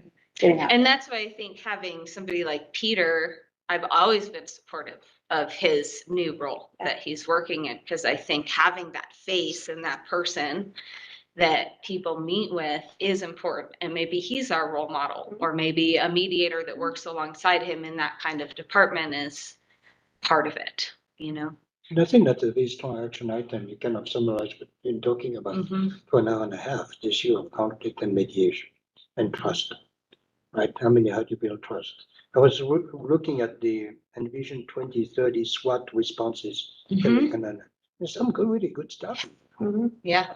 You know, what, 138 people out of 1,500? I mean, okay. Not just, That's success. you know, that's what, 10%? Yeah. 10% That's a is win, big. You know, it's big, but there was some really good stuff in there where people are really proud of their town, really proud of the services that are provided. And I think that when you can look at all the people who vomit, but you also look at the people who are really happy about it. You know, Yeah. look at people who are, you know, there are some issues in each community, but they're willing to do something about it. Yeah, when I was doing a quick deep dive with that streets manager, he really just said like he gets praise, and it was so great actually that day. Tom sent me a video, and it was perfect timing for the kind of the day he was having. But for every great Tom video, it's just that the balance is off, and it would be nice to have kind of a bit of the both. And the Tom video is, you Was- are essentially. I saw them doing something right. And he sent a video just thanking them, and so I was able to send that on after they were having this really rough day. But it's hard because that's 1 to the 19. It just But doesn't. what always about having a series of videos? Just taking another crazy idea. We're starting to do it. Okay, BOT. of the Here's one right here that's being created. of the stories. Yeah. The the great stories of Netherlands. That's a really good one. I have to say, You Nikki, know, where you have a whole, essentially, instead of the newspaper, which you have, yeah, but now video stuff about infrastructure in Netherlands. I don't know. Here's, Phoenix, Netherlands, and yeah, and then where people, I mean, not long, not half an hour. Maybe but they 8 can, minutes. it's better than cat videos. What video? Better than cat videos. Yeah, that's true, yeah. Those are cute too. Yeah, but I forgot to get tell you another the other foot. part of the story, when they plowed the street and somebody had dropped some money along 3rd Street. And when they dug it up, I found this little thing of $1 bill, and I pulled it up and I found $18 walking down. What? Great day. And I don't know if it's the town's Oh, money or wow. mine. Really, I had to say that I happened to be I was waiting at the wrong end of the water treatment plant tour one day And it was the day that the field was reseeded and Nikki came out and I said, do you mind if I take a photo for your paper? And she said, please do. Mhm. And let me stand here proud in front of this because all the naysayers can back up. We're getting this done. And she was Yeah. so happy that we were celebrating a success. And I could only imagine how much complaining she has to put up with. Yeah. Another It's place to department, wait is the high every school. department. I mean, if I were in the high school and a physics teacher or science teacher, let's look at some projects in Netherlands. Yeah. Well, instead of a stupid project that is useless, right? I mean, let's look at, I don't know, energy in Netherlands, right? I mean, and then the students can write, can do a survey, collect data, go to the government, talk to people, and come up with some solution. That's in that you have a lot of creativity in a high school. And we have brilliant. Social science, students, center. honestly. I mean, why we were studying, I don't know, the pygmies in Uganda when you can study the social dynamic of Netherlands. So it's integrating within education Yeah, projects that benefit the community, and where the people discover the community at the same time and say, whoa, I don't have to go to New York to get a job. My study has shown that there are opportunities in recycling and waste production, whatever. yeah, we were working on parking. It was particularly divisive because we were exploring paid parking.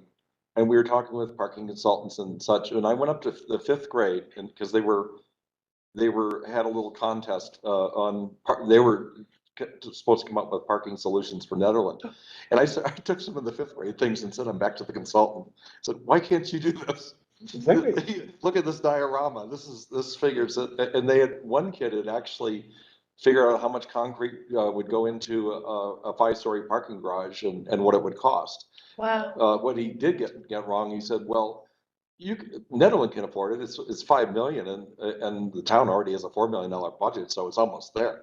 That part they didn't get right, but there's a tremendous amount of creativity among the youth, and I'm really glad that that's one of our town boards involves the youth here. I think, and I think if I had one message to bring back to them is it's changed enormously even from 3 years ago. The ability you're going to have to work probably in someplace else for a year or two, but after that, 3/4 of the jobs I'm seeing, if you have any experience at all, you can be remote and you can come back to the community.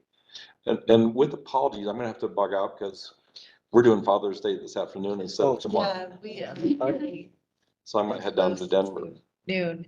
Yeah, I really appreciate you clarify stuff. You're a root cause guy.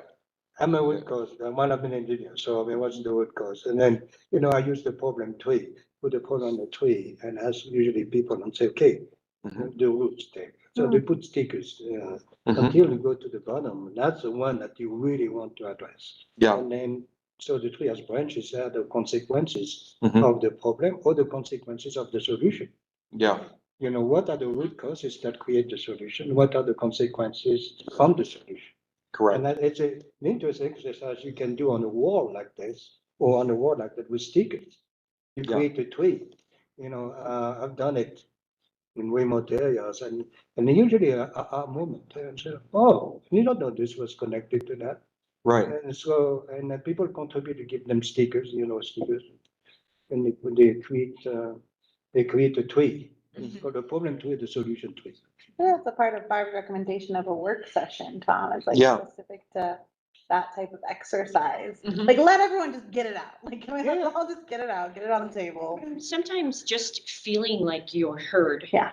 Can make all the difference in the world. And specifically on a BOT meeting, you're working through business. You don't have time to sit there and really work through these individual problems someone might have. And I know you meet with people individually like May or other people that, just might need some one-on-one, but just having it open as a work session, we're here to talk about these things. And then maybe 3 months later, out of those came the need for us to talk about these 3 things. And that's going to be in 3 months or just whatever, so that you could be addressing town questions and concerns in a work session where people can speak freely, not have a 3-minute limit, maybe put it 8-minute or something, just so that they don't go on for 2.5 hours.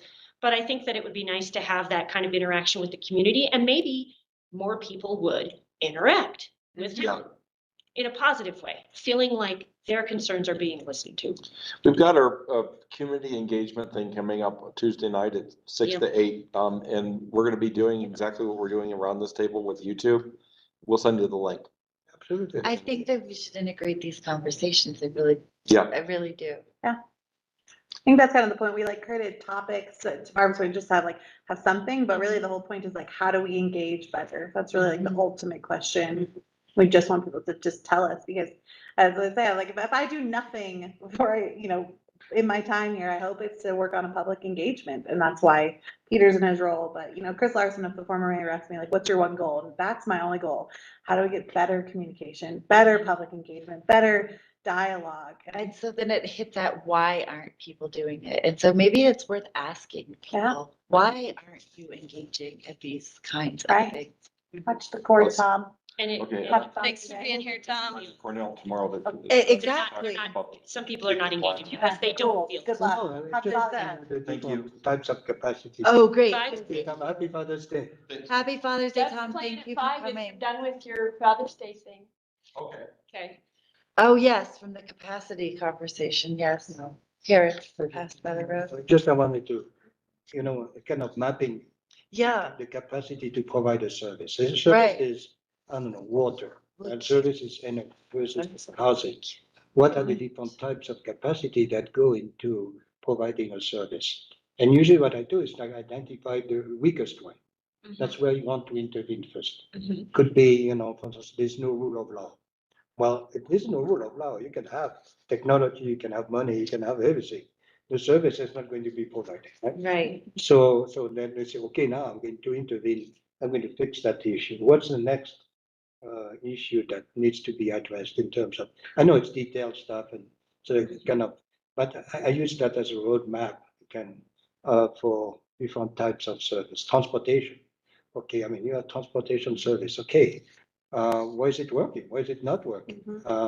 May not be working because you don't have the technology, you don't have the manpower. You may have money, you may have everything, but you have no manpower. Okay, no roads are going to be built. I think it's interesting you say, figure out which is like maybe the weakest and the one that needs the most work, because I look at that whole list and everyone's doing everything on that list, which means no real energy is really driven in one direction or another, because all 8, I think there are 8, all of them are being tackled at the same time here. And I do worry about kind of watering down in many ways of like, just can't do it all. You cannot do it all. But we are doing it all. That's just what we do. And, Tanya and I are talking about like staff work a lot of hours, and it's because we're trying to do it all. And maybe we just need to not for a minute. Why do I think, for instance, why would I vomit, like you mentioned, vomiting, if I don't know anything? Probably because I'm not on power. Because essentially I feel rejected by the community because of accent, my color, my gender, what have you there. So then how am I going to express myself? I'm going to express myself, you can keep it, in an unhealthy way, which is, rude and so on. But I want to say something. I really want to say something. And so how do you change that? How do you create a place where people say, okay, I disagree with you.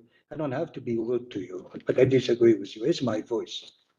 This is more social sciences and I'm an engineer, but I noticed that personally, I would get really frustrated if I don't have the power to express myself about an issue. I see that at the university, believe me, reaching consensus among 40 faculty members, it's impossible, right?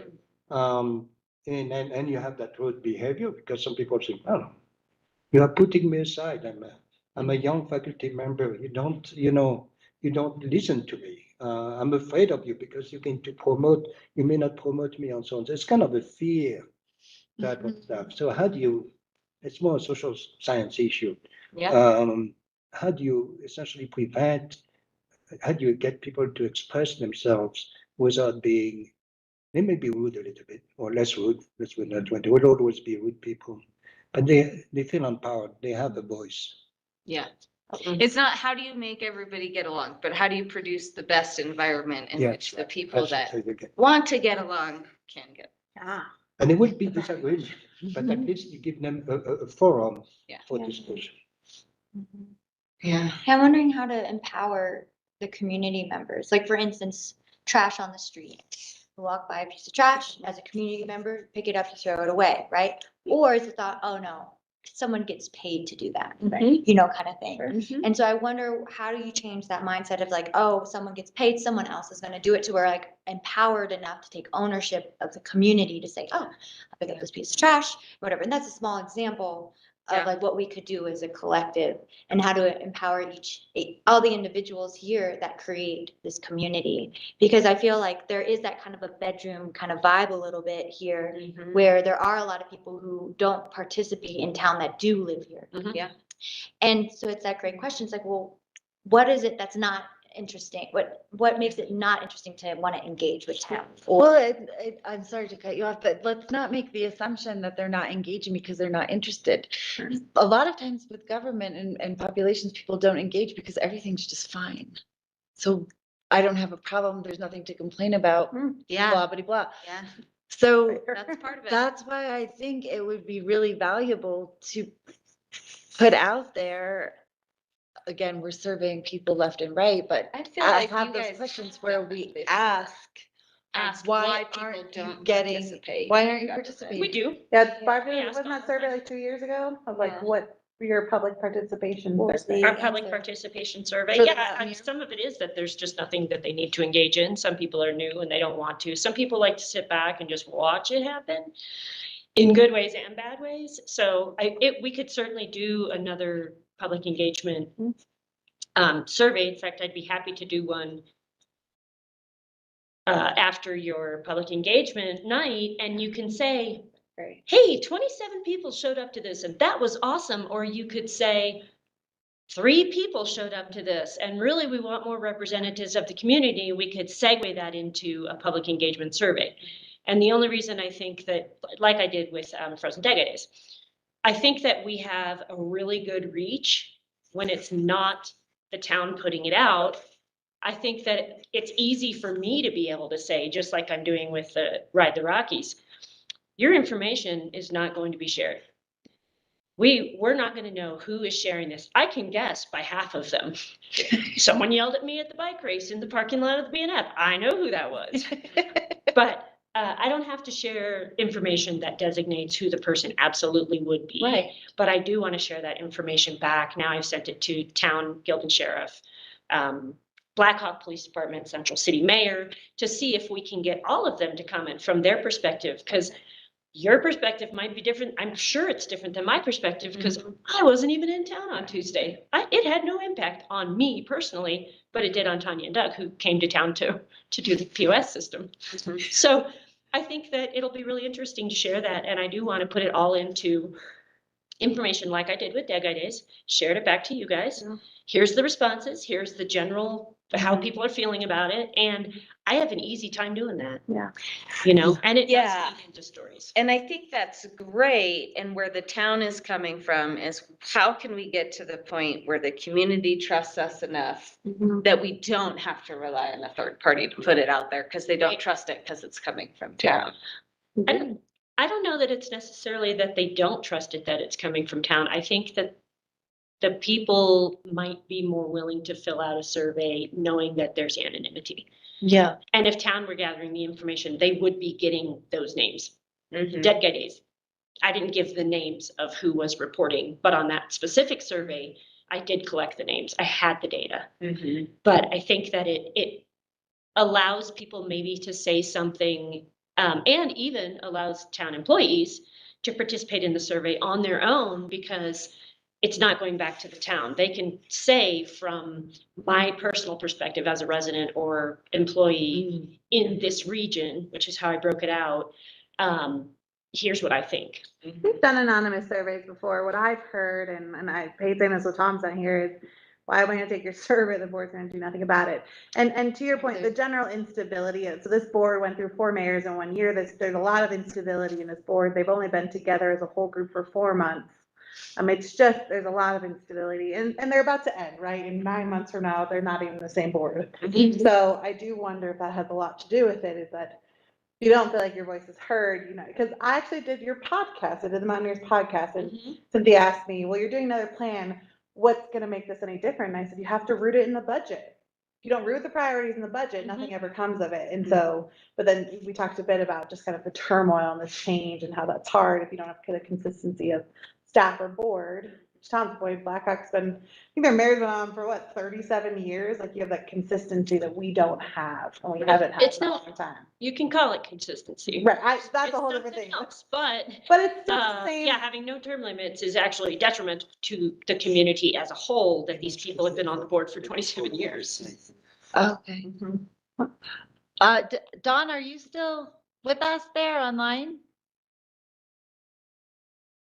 Anybody online? I think it's just, Yes, I am online. I'm listening. Are we getting Okay. ready to wrap up? Did you have any comments you wanted to share? I'm sorry, I haven't reached out to you. No, I'm just enjoying the conversation and agreeing with a lot of it that's been said. I think there's been some just great ideas. So great. Yeah, thank you. Yeah. And another, I want to come back before we finish, engaging the youth. How do you keep, at the age of 20, 30, it's almost too late to say, oh, I want to stay involved. I think you want to start as early as possible. And what about going to the principal of the high school and say, well, 2023, 2024, we're going to create a theme across all our courses, which would be NetEd 2030.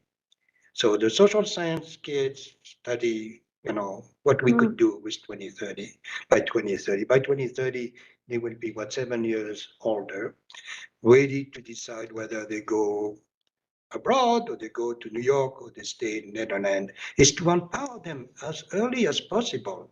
So you could say, so in the social science, they can understand survey. They can, you have free free labor there also, where they can learn about essentially the community. At the end, they are proud of their own community and they contribute to their community. You have tons of creativity. I would put my energy on empowering the young people, not saying that the old people don't have any ideas, but these are the people who are going to become board members. They're going to be carrying this community into the 21st century. And they are creative. I bet you that if I go today, not to school, and how many kids, a few hundred kids maybe in a high school? No, not even that. Much less than that. Much less. But whatever, I say 50. You have 50 creative kids every day who essentially see the community, interact with the community every day, and will have creative ideas. In fact, having some kind of a platform where instead of being rude, they can say, oh, are you thinking about doing this, thinking about doing that? We have that with the youth board that interviewed the police chief and other people, and they are pretty active. So we do, and it's 6 kids. Yeah, 5, 6. Give them an award per year. The best project, give them an award, and you make a big fuss out of it. Well, that's great. They actually weigh in on all what I would say are controversial items. They give a written statement of how they feel as the youth, and that's been really big. Like a science project, right? Science, so what do you call it? Science expo, right? It's all about Netherlands. So if I was one of those kids, one of the questions I would ask the city, am I gonna be able to live here in 7 years? Right. Is there any point in me engaging in the community that I don't see a path of being part of? And that's something we have to resolve, because even town staff don't live in the community, and so it's hard to say. And we're probably the second, well, Eldora is the largest employer, but town's probably the second largest employer, and we don't have that many people. But no, I mean, that's even just right now. No, we're like, can't afford to live here. We're doing a huge compensation study and recognizing that there's potentially $150,000 gap between what staff as a whole make and what they should be paid. As a whole. So, I mean, it's the big issue. So the answer is no. I would hate to say that, but until we kind of work to resolve these significant housing challenges and the compensation to go along with it. What kind, I'm disconnected from my daughter in high school, so I don't really know what state requirements are, but were we to try and approach the principal for something that made studies net curriculum NED specific. Because of state requirements for testing and all these and that and Right. all those things, is there an opening there or what would be? Chinook does. Chinook does. They have, because they create their own curriculum. So Okay. they have a very different way of doing things. Mhm. In NED, of course, we have our high school reporters that could certainly try to get information to other kids saying, hey, would you just take this quick 5-question survey? And I bet it would go over well. We've got pretty excited kids that are doing this. Right. I mean, I think of There's some really great teachers at the school that would totally be like, yeah, we're already doing this kind of stuff. Let's talk about it. Yeah, You know, let's like integrate Lori it more. Kinsel and her diversity class. They go all over the town to all sorts of different organizations and communities. And, you know, she's really good at that. And there's a couple other people there too. I hesitate about principal just because we've had a different one. yeah, that Every that's 6 a months. role that also But what gets. about Right, the but like, government teacher? The teacher that teaches government, which is required in 9th grade, and I think you take it again in that is 11th right maybe. now. Maybe that person would reach the most kids because it's a requirement. I know Miss Mernon that teaches the middle school social studies is amazing, and she would absolutely love to do something like that. I don't know who the older one is.